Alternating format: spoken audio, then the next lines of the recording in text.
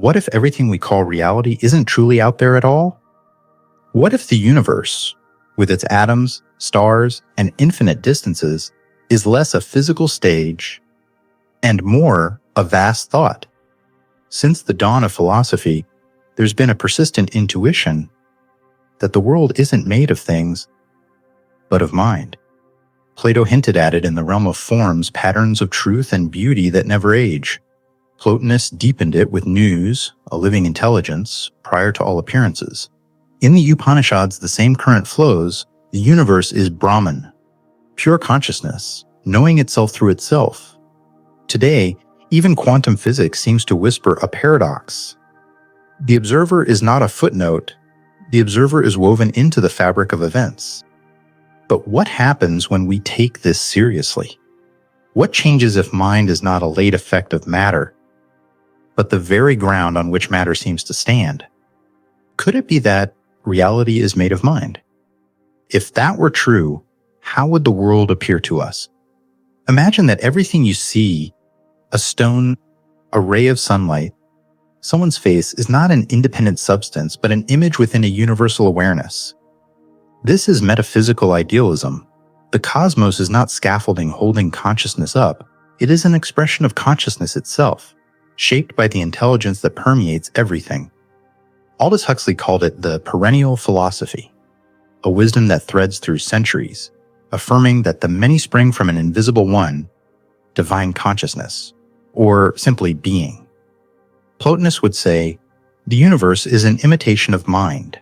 Meister Eckhart would add, all that God is as being. From this view, the universe is not a stage separate from the observer.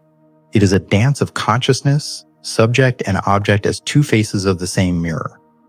The human mind does not create reality from nothing. It reflects it, translates it, dreams it alongside the infinite. As sunlight is not other than its source, each thought and perception is a fragment of a cosmic thinking that sustains being. Everything that exists is mind in degrees of density.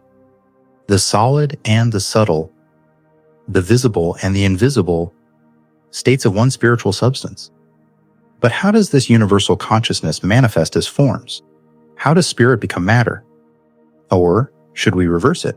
How could matter produce spirit if matter itself is what still begs to be explained?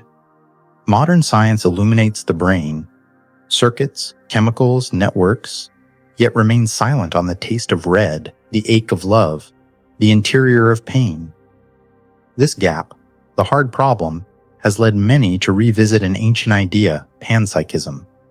Perhaps consciousness is fundamental, as basic as energy or gravity, not an afterthought, but the inner nature of what is. Each particle a spark, minimal, mysterious, real. If so, consciousness is not the last fruit on the tree, it is the soil from which the tree grows. Strangely, this is not far from spiritual maps. Vedanta speaks of Purusha, the self behind forms. Taoism points to the nameless Tao, the way moving through all things. The alchemists murmured that being stands above both object and subject. Imagine the universe as a vast field of awareness perceiving itself through itself. Each creature, each stone, each star, a distinct note in a forever song. Where do humans fit in this? If mind is universal, what is an individual? Mystical traditions suggest the human being is the mirror of the cosmos. Within us, the universe awakens to its own existence. Through us, the infinite contemplates its infinitude. Individual consciousness is like a drop, finite in shape, oceanic in substance. The spiritual path, in any tradition, is to recognize this identity, to realize that personal mind is only the rippling surface of limitless awareness. Mind is not the enemy of spirit. It is its shadow, its instrument. It forms images and distinctions, yet something in us silently watches, unmoved, undying, a steady light. The Vedas call it Atman, not other than Brahman, the whole recognizing itself in the part. When this is seen, the habitual split softens, no longer subject over here and object over there, no longer matter against spirit. Only the real remains, pure consciousness wearing the world as its garment. Perhaps the question, what is real, has no answer outside us, because the very asking is the universe thinking itself aloud. If reality is mind-like, then the world is not a finished block. It is a thought in progress, a cosmic mind in motion. Each particle, each being, each instant is a fold of awareness reflecting and renewing itself with every gaze. Look at the night sky. You do not merely see distant stars, you witness the infinite recognizing itself in you. The mind that observes shares the same substance as what is observed. Ancient Hermetic teaching once said, "All is mind, the universe is mental." This does not mean the universe is a private fantasy.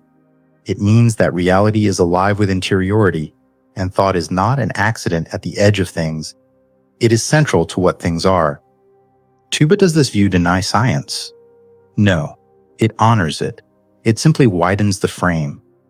Science maps the reliable patterns in the display, laws so faithful that we can navigate seas, heal bodies, and send machines to other worlds. Idealism does not reject those maps. It asks about the screen on which they appear and the light by which we see them. What would change in daily life? First, attention. What we attend to, we become intimate with. A restless gaze multiplies shadows. A steady gaze reveals form and light. Second, ethics. If each person is a window of the same awareness, compassion is no longer a rule. It is recognition. There is meeting, not collision. There is kinship, not mere contact. Third, beauty. Beauty is not a luxury. It is a signature. Unity shining through multiplicity, where proportion and radiance meet, meaning leaks into matter. And then, practice. No need for complicated steps.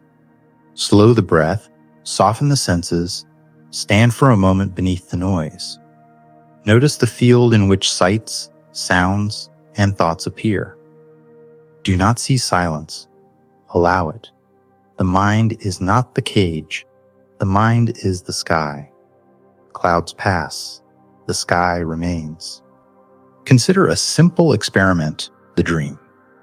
Inside it, mountains are heavy, distances vast, rules consistent.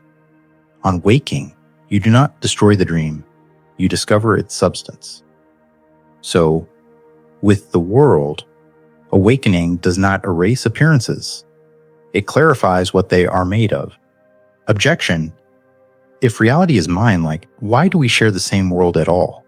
Because the one awareness does not splinter into chaos, it expresses itself through coherent patterns, a common stage where our private perspectives overlap. Interiority does not cancel regularity, it grounds it in a deeper order. Another objection: suffering is real. How can it be only mind? Idealism does not belittle pain. It invites us to meet it differently, not as a meaningless blow from blind matter, but as a movement within a larger intelligence. This does not dissolve grief, it gives it a horizon.